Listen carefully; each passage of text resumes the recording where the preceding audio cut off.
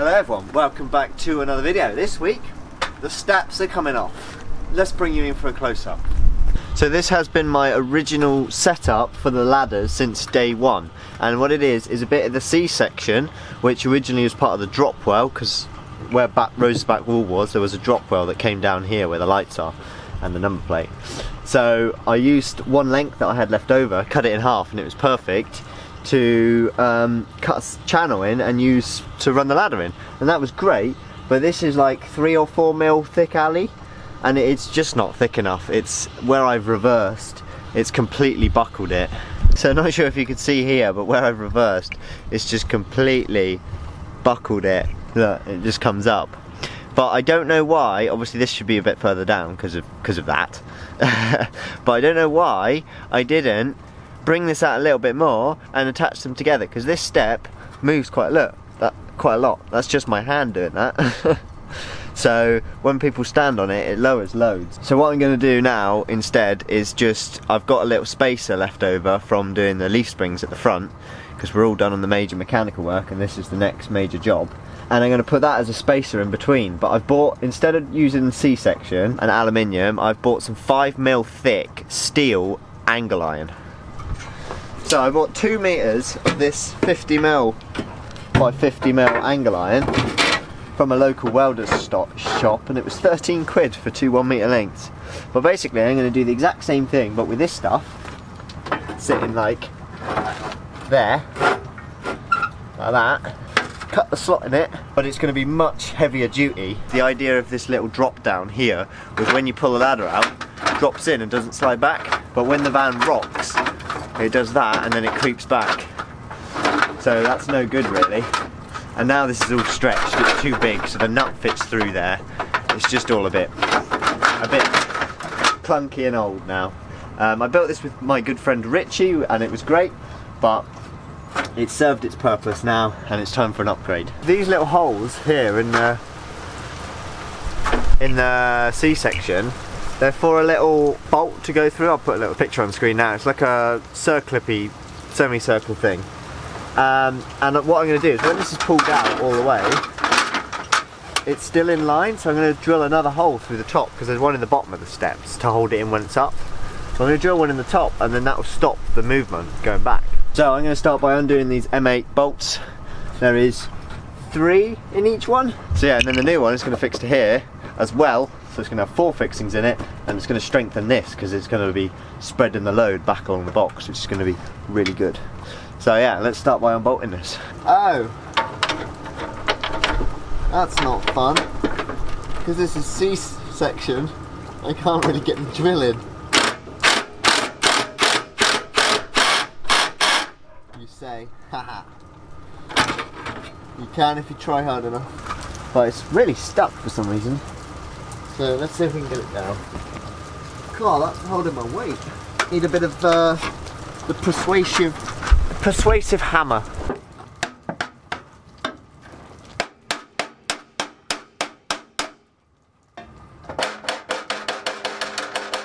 The alley's corroded together, I think. That's what happened. There we are. One out.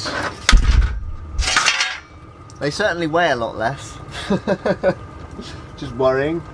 Oh, I can take the steps out now, can't I? They're not even connected. Before someone accidentally stands on them while they're there.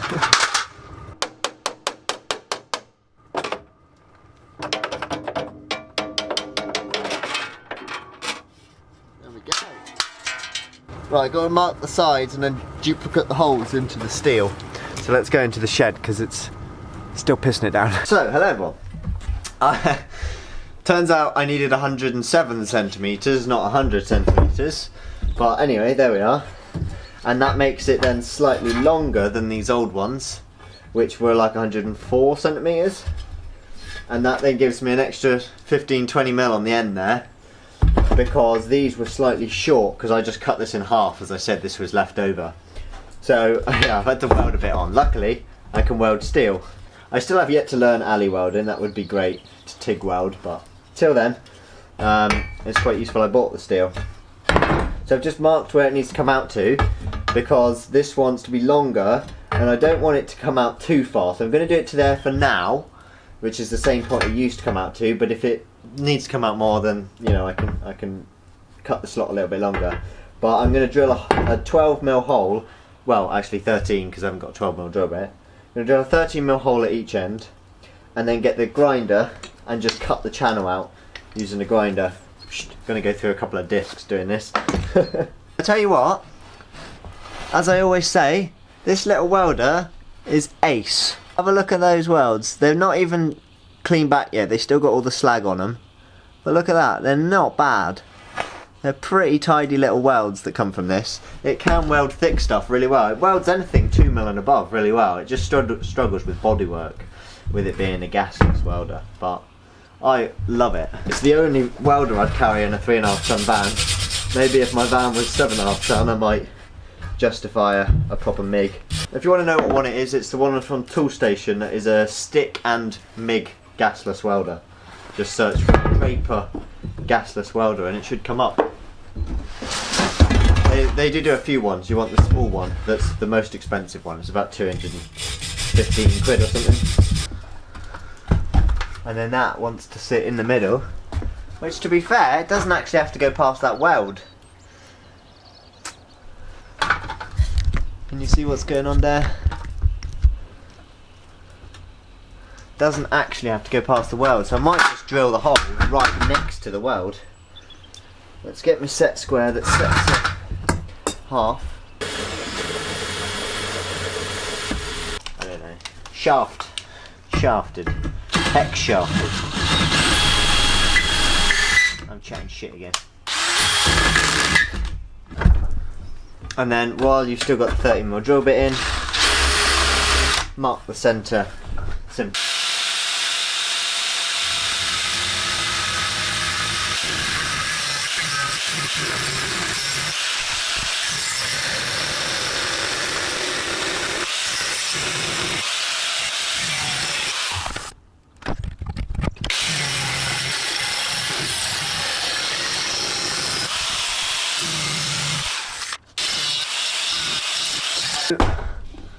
After making a lot of racket, I have now found out I was worried if it was going to do this being 5mm steel or if it might not.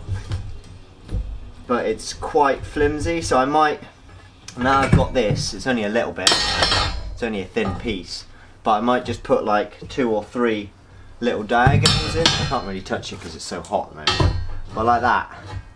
Just like a little diagonal welded in across there, if you can see what I mean. It will just stop that from moving. It probably only needs 2 in the middle really, because the ends are obviously solid. I've taken the flat disc over these so they're nice and smooth now, because these will obviously need painting because they're bare steel. So this is where they're obviously going to be sat under the van, and where the ladder's going to sit, the ladder's cut at an angle so it sits flat on the floor, and so it looks nicer and you haven't got a bit of angle sticking out. I'm going to cut this at an angle as well.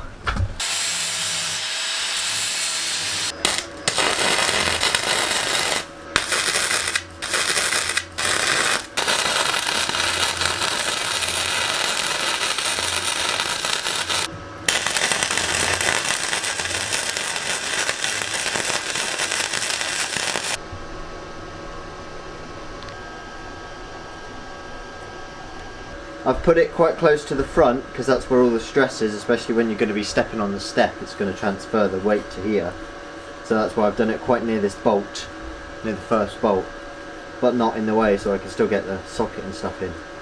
So, and then I put one there, so it's kind of in thirds. And this front bit's solid, this middle bit's, you know, bends a little bit, and that back one's pretty damn solid too. So, chuffed.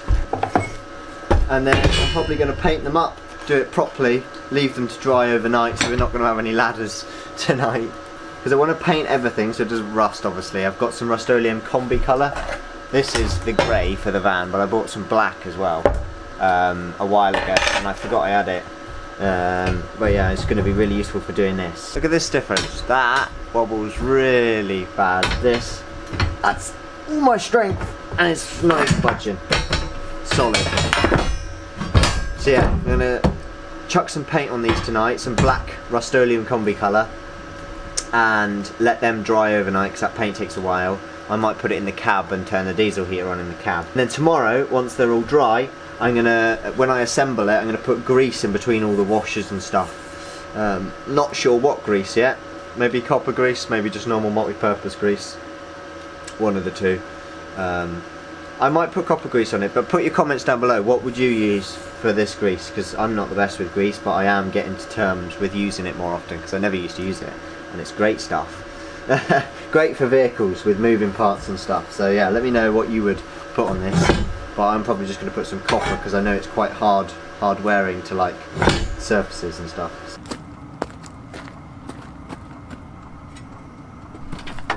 Right, so here we are. Paint is mostly dry, pretty much touch dry. It's been in the front with the diesel heater on. It's like my little paint drying room. So yeah, I've just put them there as a little comparison, taking a picture. But I'm going to start with the mall grips, and I think I'm going to clamp it to the back. Let's slide this one under here then. And then what I'm going to do is I'm going to clamp the back of it up with the mall grips, and then come to the front and put the front bolt in. Right, that's that. There is the middle bolt already in, which should just slot in like that. There we go. Then we want a nut and a spring washer. All of these are stainless fixings. That's really nice.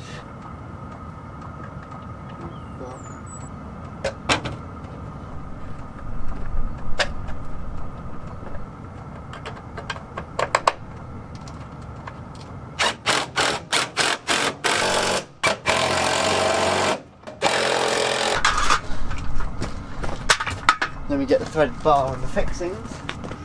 Okay, so here I have the threaded bar, which is going through the ladder like so.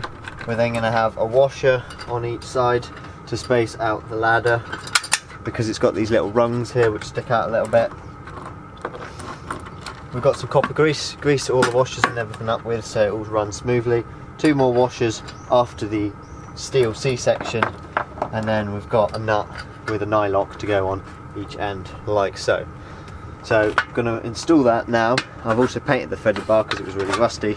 Right, so I'm going to start off putting a glove on. Grease this messy stuff. Right, okay, the easiest way I found to do this was to put the washers on first, and obviously we want a bit of copper grease around them. So I've copper greased that washer there and this one here, and then we want to put the threaded bar through and then kind of slide it in a bit like that, and then move the threaded bar across so it's central, and then we get some more grease and slap it around the next washer to go on, because these are kind of the rubbing surfaces, the washers, and then we put that on. The weather's a bit better today, but it's still wet and rainy. Sun was out there, it was nice. Oh no, we don't want dirt in the grease. Don't drop it on the floor, else you'll have to start again. And why did I only put one glove on when I got 2?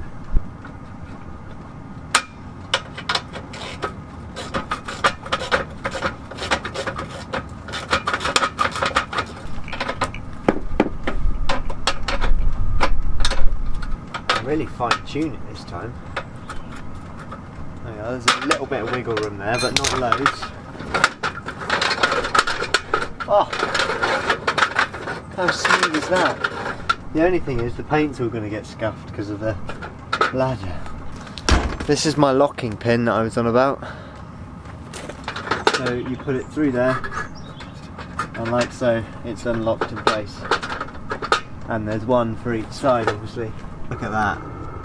The threaded bar is like perfect size as well for the box section I've basically made there, which is good, which is why I didn't go with the diagonal, because I gathered that would happen. Like, look at that, that's really smart. Barely makes a sound, it's straight before when you take it out. So now what I got to do is use this pin to bolt that in there as well.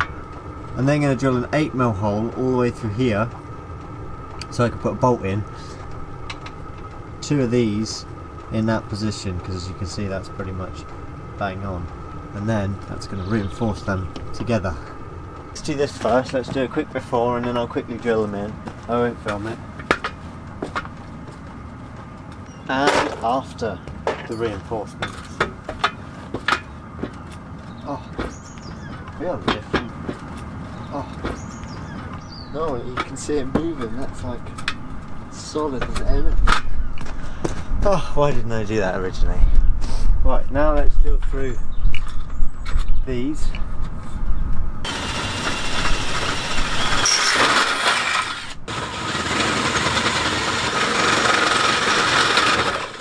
I might add another washer there one day, because there's only one, probably get away with two each side. There's quite a big gap still, but for now it's much better. Right, let's have a look at this. See, we can undo the pin, slide it back beautifully, and then reinstall the pin. And there will be another one, but for now, look at that. What a beauty. I'm chuffed with that. So I've got another job to do that's maintenance on the van, and that is check the timing on the diesel pump. I know, not your usual maintenance, and then do a diesel purge and change the fuel filters. So yeah, I might look at doing that in a minute, but for now that is steps done. Okay, so that was a fail. I've just set the idle though, which you do by slackening this right off, slackening the pedal right off, because there's two adjusters, and then this here, you've got a 19mm lock nut just back there, and you crack that off, and then you spin this whole thing. You can do it with the 19 on the end there as well. That's 17 wrong spanner. And then you can adjust the idle, and you'll hear it, because this is part of the vacuum lines that adjust the idle as well when you when the coolant reaches 50 degrees, because this goes over to here to the temperature sensor just there, which is the coolant temperature sensor. So yeah, that's all nicely set up now. This is nice and slack as well, so it's not interfering. And then, as you can see, this is your this is your throttle linkage here. And as you see, when you take your foot off the pedal, it goes all the way back, which before it wasn't doing, because I'd lifted the idle not knowing what I was doing and messed it all up. Basically, this was about a year ago when this spring snapped, and this is actually the wrong spring. This is the spring from the one down the side of this arm, right down the injection pump, right down there. So I need to see if Mercedes do the correct manifold throttle spring, but if not, it does work, so it's not the end of the world. You can buy these from Mercedes for dirt cheap. Just phone them up, any local dealer, and ask them, commercial dealer. Right, the next job though is to take off the return line, and I'm going to do that from the last injector there, the green one, because I never put leak off pipe on it, which I am going to do now. And the other one is down here on the little inline filter. I'm going to take the pipe off that side of it so that it still collects the dirt before the lift pump, and then I'm going to run it through one of these liquid moly bottles. Okay, there we are. We've got the return line coming off the end of the injectors, and then we've got the feed coming from the lift pump. So we're just going to try and fire it now. I'm leaving the old filters on so that it cleans out all the crap. And it says to do a few variable revs. Turns out the lift pump also has a return, so I've had to take the return off the top of the filter. So you can see there the full filter and the fuel going through it. So I'll let that run for about 10 minutes and then I'll check the level. Most people do it in a clear bottle, but I can't find one. And that way you can see where the level is, because you don't really want it to be sucking in.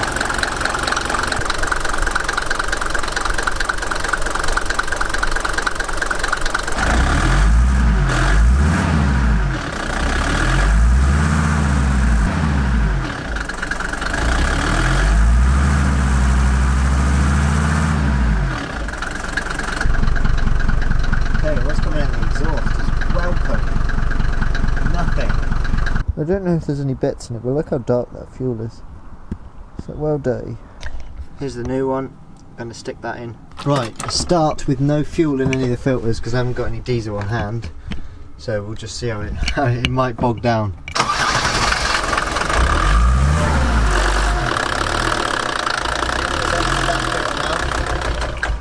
There you are.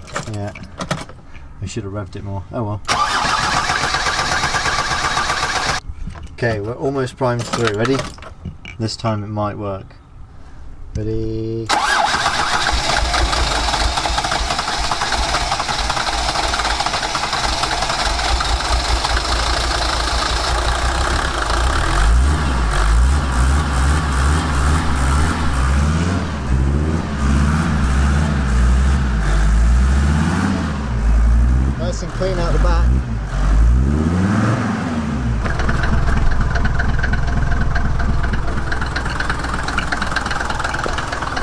still got the tap running on that, but it's much quieter. And this is that. That's beautiful.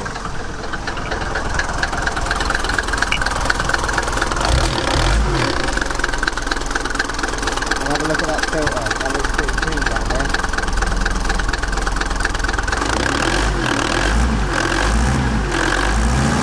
Listen to the difference.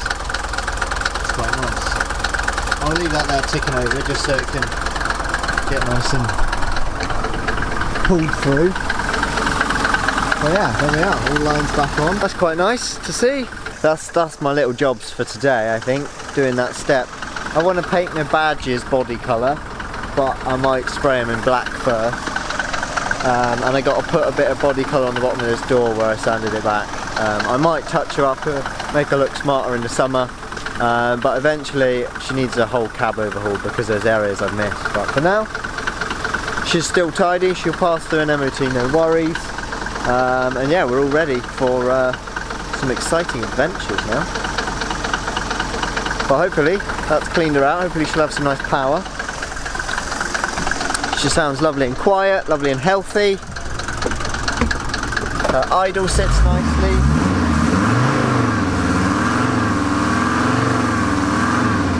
I think I've cleared out all of that other stuff now because I didn't want it sitting in the lines. So it's now just diesel running again. I'm going to only put premium in here, or I have heard about two-stroke, mixing it with... I'm just trying to work out what's better. Like, you start to add things to diesel when you're driving it, like two-stroke oil, people say makes it run nice and clean. But then you end up spending more money on that, so like, do you just buy premium diesel? Let me know what you do in your old classic van, but for now... She's running sweet, she's running smooth, I'm happy, and that's it for me today. It's Chelsea's birthday coming up. Don't think we'll film anything, but I'm gonna make her a cake and a nice coffee cake. Shh. Will have been her birthday by now. Yeah, so I'm gonna be doing that tomorrow. Then we'll be going away for the weekend, and then Chelsea's got a gig next week, and so we're going down to Glasgow, and then it's my birthday, and we're leaving in Rhodes, which will be next week's video. But I think that's probably going to be mostly it. If I do anything else, I'll pop it in, but if not, thanks for watching. I've got lots of bits to tidy up, loads and loads. I saw Craig and Judith the other day from Craig612, any other Mercedes lot will know. It was lovely to see you lot, and you guys do watch my videos, so thank you very much. Really appreciate it. It was good fun welding your seat and catching up. That's it for me today. If you did enjoy the video, drop a comment down below, let me know what you thought of the video, drop a like, hit subscribe if you're not already, and I'll see you next week.